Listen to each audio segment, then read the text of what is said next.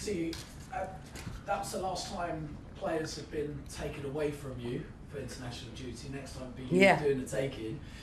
How are you feeling going into this now final part, not just of the season, but your time at Chelsea? Good question. I'm not sentimental about it. I did when I drove in this morning, maybe start taking in some things that I might just, breeze past, not think twice about it.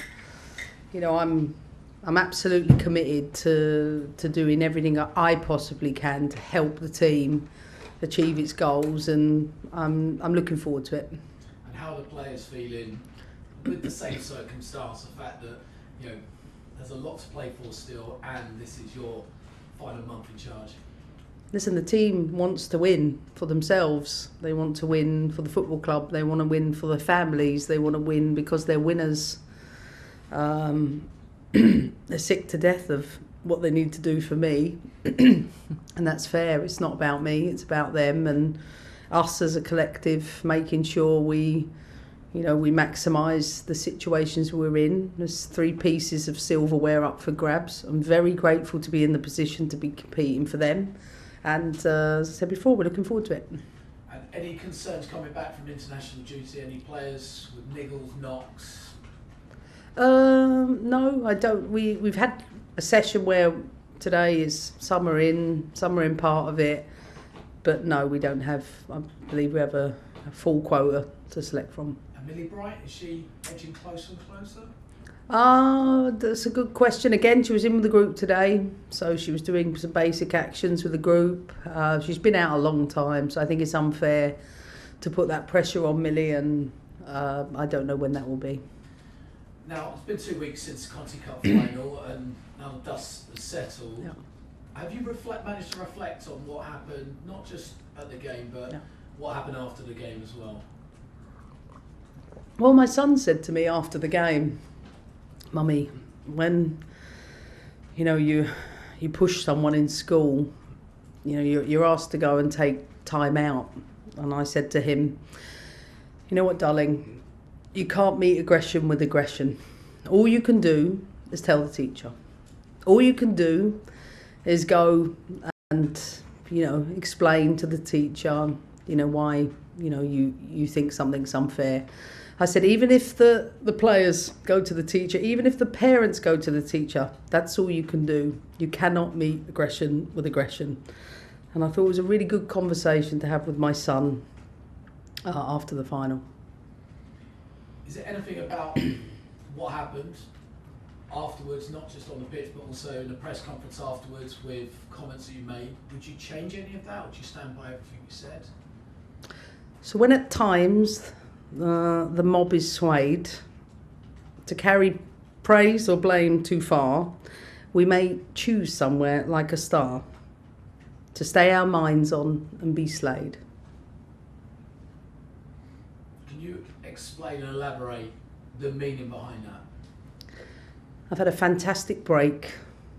I've already explained an important analogy that I shared with my son and the lessons learned, and my focus is on moving forward, and I've had time to look at my star. I get that. Can I just ask about that? Jonas spoke earlier, he described the comments made as irresponsible. Do you understand where he's coming from? Is that something you can go, okay, I accept that, and let's look to move on now? I don't have an opinion on it. Okay, and final question from me. I think I asked you this maybe a few months ago when it first arose, the future Chelsea manager. There's been lots of reports again in the press. Is there an announcement to make soon about who the successor is going to be? I can't comment on people at other clubs. Thanks. Hi Emma, how are you? Hey, you're new to the job. Kind of. Chelsea have a really good record against Manchester United, unbeaten in the last 10. Is that an added factor for you ahead of the weekend? No, it's an opportunity, and one where we've always been really tough games, and we're going away from home after international break. They're always tough games, but as I said before, we're really happy to be in the position to compete. That's what we're looking forward to. Excellent job, Ella. Well done. BBC Sport. Hi there, Matt Grove from BBC Sport. Just a quick chat first, Emma, if that's okay, about the upcoming game against United. It's your last season, so you obviously want to leave on a high. Is there more pressure now on this game following the Arsenal defeat in the Cup?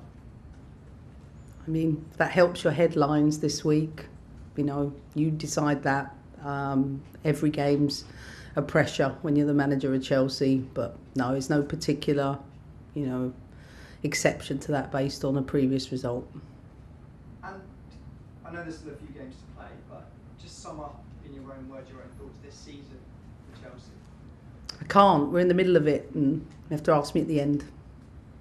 To go back to the altercation at the end of the game with Arsenal, I know you made a few comments, so thank you for that. I'll try not to repeat any questions already asked, but how have you personally processed it? You mentioned the chat with your son, but in the weeks that followed, did you have a little look at yourself? Have you gone through any particular emotions you can share with us? No, I've said everything I need to and done the reflections that are important. As I said, you can't meet aggression with aggression. The owner said that he didn't want the media to put too big a spin on it, to keep it in perspective.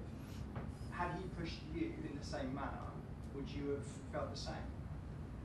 I've said everything I need to say on it. I think we need to focus on the game at the weekend. That's the important talking points, and we need to move past that. We certainly do, and that's definitely, I'm sure, what more questions will be, but you can understand why there is media interest in that kind of altercation following a professional game of somebody of your calibre. When we talk about, you know, respect so much within the sport, you can understand why we're asking these questions.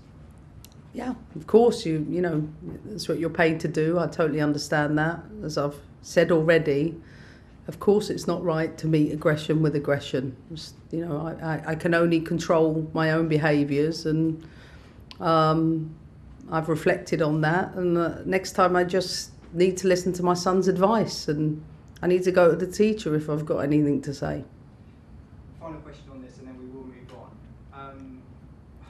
Jonas said he would be willing to have a conversation with you once the dust settled. It's been a couple of weeks now. Has that happened, or do you anticipate that happening? We don't play Arsenal. We don't have each other's telephone numbers. We'd have no reason to do that. But I'm sure when I become the boss of the USA, we will have conversations. But until the end of the season, my focus is on Chelsea. Can we just have a quick word, please, on Rachel Daly, because she obviously shot retirement from the international scene this week. Just a few words on her, how good she was for England, what she was like as a player, so versatile, etc. Yeah, brilliant player, really brilliant leader in so many ways. I admire the way Rach plays and everything she's given to club and country. I was a little surprised at the news, but of course everything's always personal to people, and so people don't realise how difficult it is sometimes when you play in a number of positions and you're considered quite versatile and you've had to adapt in certain ways. Rach Daly has proved at the very highest level in World Cups, in European Championships. You know, she could not only play as a striker but as a fullback and a wide player, and trust me, you can't underestimate the qualities you must have to possess that. And I think Rach is a superhuman, someone I probably would have liked to have coached, to be honest. It's my type of person, and I wish you all the best. And finally, can you talk a little bit ahead of the game about kind of tactics? You know, you said everyone was fit, and without giving too much away, of course. We only had, 45-minute session, so you can't deliver an awful lot. We'll get a little more tactical 11v11 work tomorrow. Really, you can't achieve a lot. We'll get the set pieces done, get the strategy right in the classroom, and as I said 1,000 times, we're used to a one-day build or a 1.5-day build, and we'll just prepare as we always do. Thank you for your time. Good luck. Thanks. Bradley. Hi Emma, hope you're well. I know you mentioned earlier that you're still fighting for the Champions League and the WSL as well, but as it is your final season at Chelsea, if you were to get through to the final this weekend, how much would it mean to you to have that one final moment at Wembley as Chelsea boss? I don't think about it because, as you know, in top level football, you can't run away with those things. I think I want to do everything I can for the team in whatever capacity, and I know as a team we've done so well over multiple years. I've said this many times. I don't think in the last 5 years any team's played the volume of games we have, let alone the number of finals we've reached, and that takes its toll in so many ways. So I just have so much admiration for the players to keep doing it again and again. And I would really hate to be at this stage of the season not competing for anything. So I'm happy to be in a place where we've got FA Cups, Champions League, leagues to still be in. I think that certainly keeps the group nice and motivated. You've been vocal about prize money in the FA Cup in previous years, and it has increased this year. Is it enough, or was there more work to be done, do you think? I don't know what the numbers are, and I think I've always been an advocate of, trying to, push that up, and I'm sure my opinion won't change on that. I wanted to ask you about Hannah Hampton as well, because she started for England in the week. She's been so impressive for you since coming into the side. What have you made of her performances? And now there's a really intriguing battle between her and Mary Earps for that #1 shirt with England too. Yeah, I mean, Hannah's, come into the club, really, she's fought really hard to get into the position she's in. She knew and accepted what that was when she came to the club, and that's why I think it's always important for the players to trust their own hearts about the things that matter most. And, she has, I think, grown and learned in many ways. I've said this to many people. She's been an absolute joy to coach. She's been like a sponge, so coachable,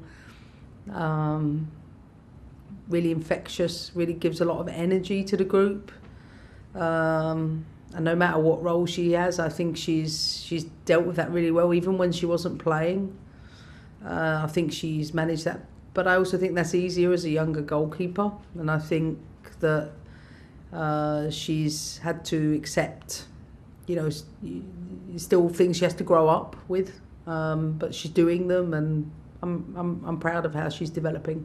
And lastly from me, I'm sure you get asked every week about Lauren James, but how impressed have you been by the maturity she's shown to step up amidst the injury crisis that you've got here at the minute, and really kind of go to another level of her performances?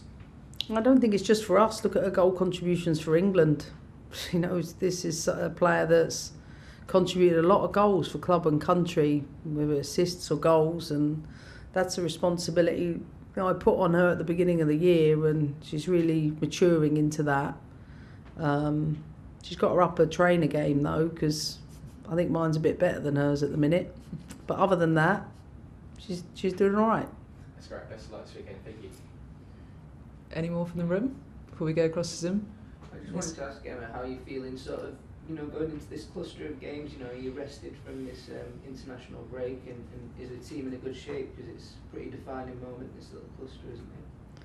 Yeah, I think I've learned over years to really take the time in the international breaks to rejuvenate and get fresh, because when you're having to do 8-10 game blocks, it does take its toll on you, and I've said this many times, we're not in the position where we've got 4 games between now and May 21st. So when it's the players I feel for, especially international players, they literally go and they have to go again. So I'm fortunate, as many of the staff, that we can get a little bit of a respite in this period. And I always say, if I don't do that, then I'm not going to be at my best for the team. So I feel fresh, focused, and just ready for the last part. I'm just conscious one of the reasons you're leaving Chelsea is to have a lighter schedule, so this is the tail end of your Chelsea time, right, where you're kind of hanging in there as a person, right? Is that how it feels, sort of a bit? Or are you sort of refreshed just now, sat here after that break? Well, I haven't had a new job for 12 years, so there are things that come with that are new moments for me. But when you're wedded to your family, and that's what this place has been to me, is that I won't start that detachment process until it's over. And in fact, I probably won't do that for a while, because I have to jump from one to the next. So I think, to my quote from The Road Less Travelled earlier, my reflections are that I've got to stay as present as possible, and that takes a lot of work every day to not deal with all of the things that go on, and that's being mindful. And being mindful in my practice is something that I'm going to have to really tap into my breath work and meditation and doing that, because I think it's easy to maybe lose a little bit of control on that, and I don't want to do that, because I'm a lot happier and a lot more content when I'm a lot more present. Thanks, Niz. What's your biggest takeaway from the cup final defeat, and how will that change your approach going into the rest of the season and most notably on Sunday? Well, VAR impact had an impact, and I want VAR. Let me be clear about that. So I'm great for that. I think that's essential, even if it worked against us. It's tight. You go and you get, these games can go either way. You get the first goal, different game. But no, listen, like I said, I would hate to be in the position where we're not in the FA Cup, or competing for the league, or competing for the Champions League. I'd feel a lot worse. It's a loss, but we've got other things to look forward to. Brilliant. That's a lovely sign. Thanks. Thank you. Any more on Zoom? Speak now. All right, Kit. We'll finish with you, if that's okay. Hi Emma, hope you're well. Can I just ask about, just to go back to the poem you recited, is poetry something you've lent on for a long time? Is this a recent thing? Your relationship with poetry? Have you read the book? No, I'm not that intelligent, sadly. You look it to me. Suspect. Read it. Read it. It's a great book. Yeah, I mean, yeah, I will. I'll lean on lots of things, not just poetry. I've got different mentors. I've got different spiritual leaders. I've got a great family. I've got all of those things. Like, being in my position is not easy. So I need to keep my sanity. And, I'm grateful that, things like that help.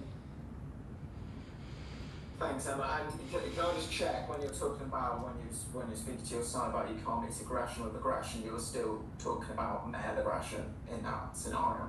I've already answered the question. I think we'll leave it there, Kit. I think Emma's answered that pretty conclusively. But thank you very much. Cheers. Thanks, guys. Thank you. We'll end it there. Thanks.